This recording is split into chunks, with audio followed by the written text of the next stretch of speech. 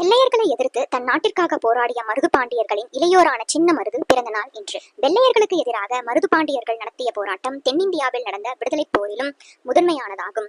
திருப்புமுனையும் கொண்டதாக மருது பாண்டியர் தளபதியாகவும் ஆட்சி பொறுப்பிலும் இருந்த ஆண்டுகள் 1780 முதல் 1801 வரை.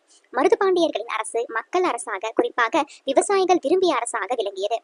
அதற்கு காரணம் அவர்கள் விவசாயிகளுக்கு பல அரசு உதவிகளை வழங்கிடும் நிர்வாக சீர்திருத்தங்களை செய்தனர்.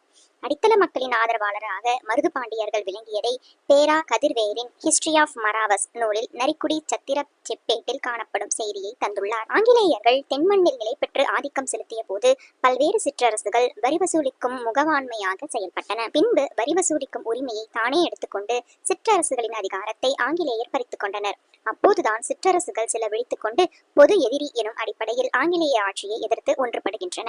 இந்த ஒன்றுபடுதல் முயற்சிக்கு முதலில் அடித்தளமிட்டவர்கள் பெரிய மருது, சின்ன மருது